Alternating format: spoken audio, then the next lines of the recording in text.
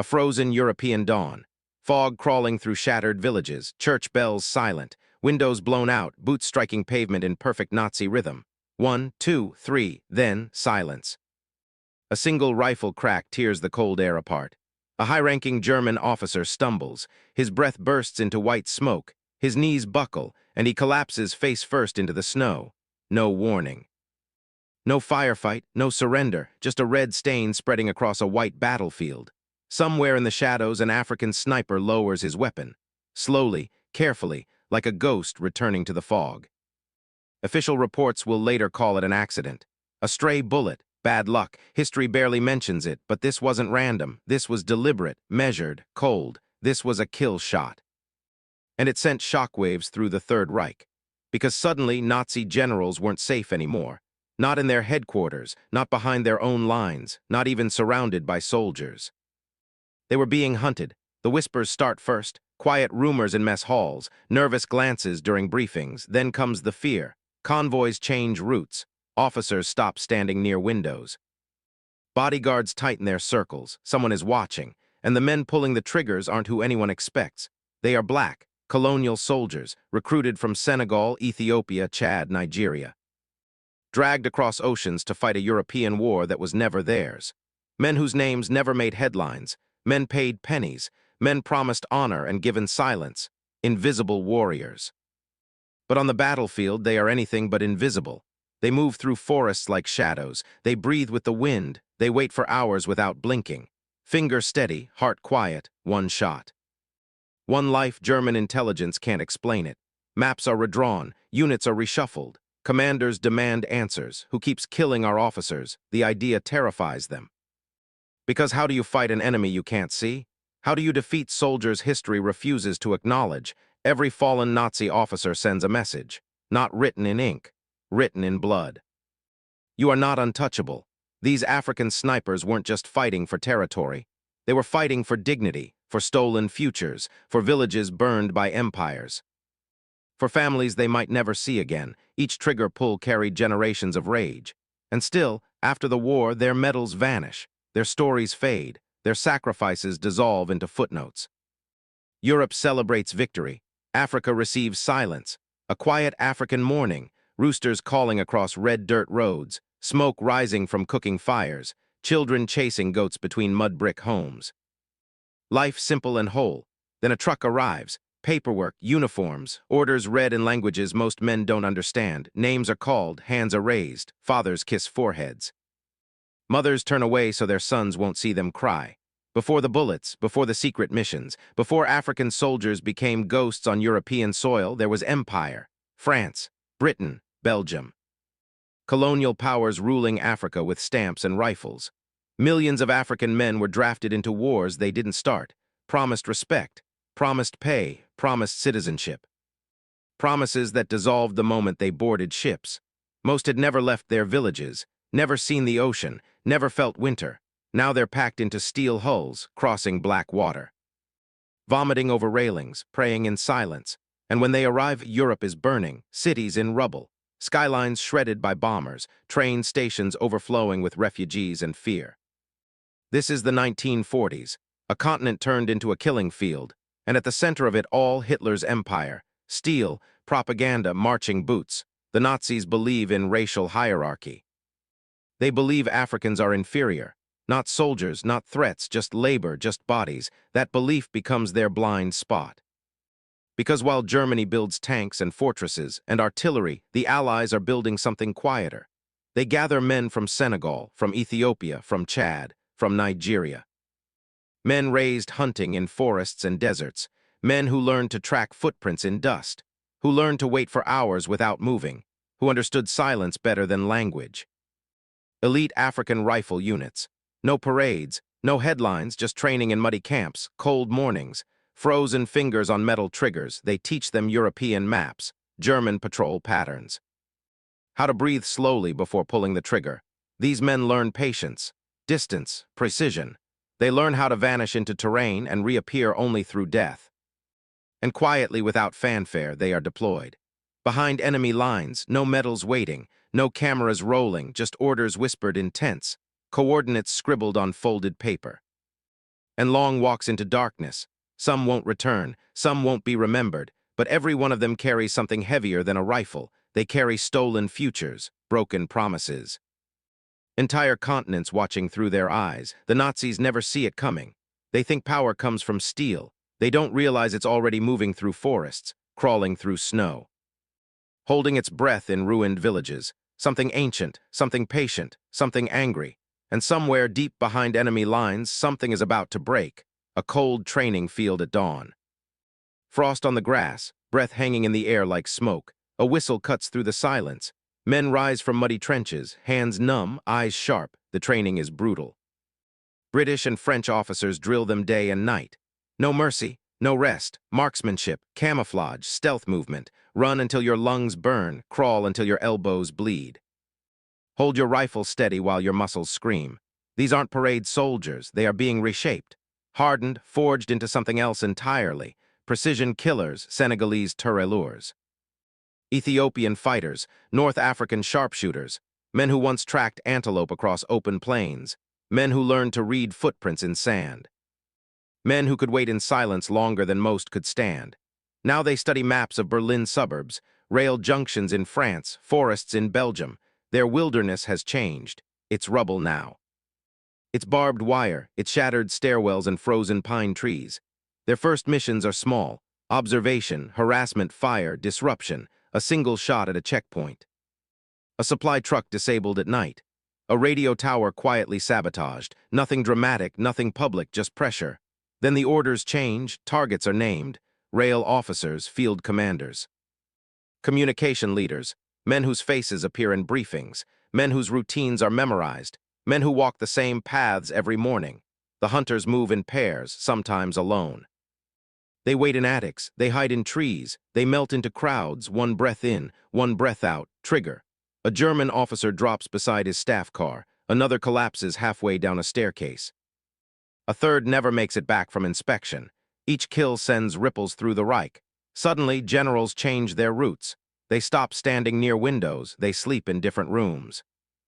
They double their bodyguards. Fear spreads faster than bullets. Because no one ever sees the shooter, just the echo, just the body, just the question hanging in the air. Who is doing this?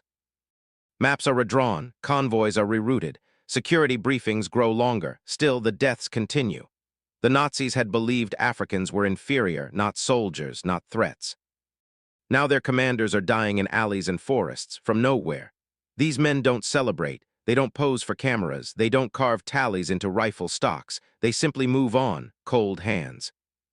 Quiet steps, another coordinate. Back in Africa, their families have no idea where they are or what they've become, only that letters stop coming. And somewhere deep inside occupied Europe, a realization begins to form: this isn't bad luck. This isn't coincidence. This is organized. This is intentional. This is a war inside the war. A secret hunt unfolding in shadows. A soldier returns from the front, mud still on his boots, blood still under his fingernails. He reaches for a cafe door in France. It's closed in his face. Not by Nazis, by his own allies, because these snipers weren't just fighting Hitler's army. They were fighting something older, something quieter: racism, separate barracks, lower pay. Denied promotions. Men who could drop an enemy commander from half a mile away were treated like shadows when the shooting stopped. Some weren't allowed to sit beside white soldiers. Some couldn't enter restaurants in the cities they had just helped liberate. Brave on the battlefield, invisible everywhere else. And still, they kept fighting. In Italy's jagged mountains, where mist swallows entire platoons. In occupied France, where footsteps echo through empty streets. In North African deserts, where heat bends the horizon. They move through vineyards, they crawl through rubble. They wait in olive groves for hours without blinking. African marksmen begin picking off German officers coordinating artillery. One shot. A major drops beside a field radio. Suddenly the barrage stops. Another kill. A lieutenant collapses near a map table. An entire offensive freezes in place. In some sectors, German progress doesn't slow. It stops. Not because of tanks, not because of airstrikes, because of one silent rifle. German intelligence notices. Reports start coming in. Unidentifiable black snipers. That's what they write. The Reich is disturbed. How could men they labeled inferior be dismantling their command structure? How could soldiers they barely acknowledged be tearing holes through their plans? Fear spreads through command tents. Officers refuse to walk alone. Bodyguards double, windows stay shuttered. The hunters have become legends, ghosts with dark skin and steady hands. But legends don't make you bulletproof. Then something goes wrong. A sniper team is discovered, surrounded, captured. Their rifles confiscated. Their names never recorded, interrogated, and then nothing. No POW files, no Red Cross visits, no graves, they vanish. Erased from paper the same way they were erased from history. For the men still fighting, the message is clear. There will be no rescue, no recognition, only the mission, and yet they keep going. Cold fingers on triggers, quiet prayers in unfamiliar languages, another long walk into danger. Because they aren't just resisting Nazis anymore. They're resisting a world that refuses to see them. So now the question hangs in the air, heavy as gun smoke. After losing one of their own to the shadows, will these invisible warriors break a quiet village at sunrise? Smoke drifting from chimneys. A dog barking in the distance. Then engines, boots, shouting in German. Retaliation comes fast. Homes are set on fire. Civilians dragged into streets. Shots echo between stone walls. Villages burn for crimes they never committed. Entire units are hunted. African snipers are marked for death. Posters go up. Descriptions circulate. Orders are whispered. Find them, eliminate them. And still they keep operating. Some shave their heads and dress as laborers. Some crawl through sewage tunnels, breathing through rags soaked in filthy water. Some climb church towers and wait for hours, frozen in bell shadows. No food, no movement, just heartbeat and breath. They strike during inspections. A general collapses beside a row of saluting troops. They strike during train transfers. An officer drops between rail cars as whistles scream. They sabotage command posts in the dead of night, then vanish into forests like smoke. Every mission is a gamble. Every pull of the trigger could be the last. The Nazis respond with terror.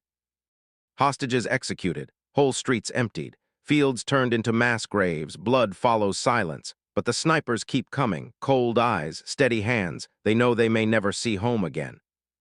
They know their names won't be carved into monuments. Still they fight. Then the tide finally turns. Allied tanks roll forward. German flags come down. Crowds pour into the streets of Paris. Liberation arrives with champagne and cheering. Germany falls. The war is over. Or so it seems, because that's when the other betrayal begins. African soldiers are quietly ordered to step aside. White troops march in victory parades. Black troops are pushed out of frame. Cameras turn away. History edits them out. Medals are delayed. Pay is withheld. Promises evaporate. Men who bled for Europe are told to wait. Men who hunted generals are put back on ships, sent home in silence. No headlines, no honors, just folded uniforms and unanswered questions. They return to villages that barely recognize them, to families who never knew what they survived. The war took their youth. Peace steals their legacy. And so their story fades, not because they failed, but because someone decided they didn't matter. A dusty archive room, one flickering light bulb, boxes stacked to the ceiling. Paper that hasn't been touched in decades. A historian opens a folder, and the past finally exhales. Years after the war, after the parades, after the medals were handed out, buried documents begin to surface. French military archives, British intelligence memos, field reports stamped confidential. Ink faded, edges yellowed, but the truth is sharp. They describe targeted sniper operations. African units assigned to neutralize Nazi leadership, confirmed kills, strategic assassinations.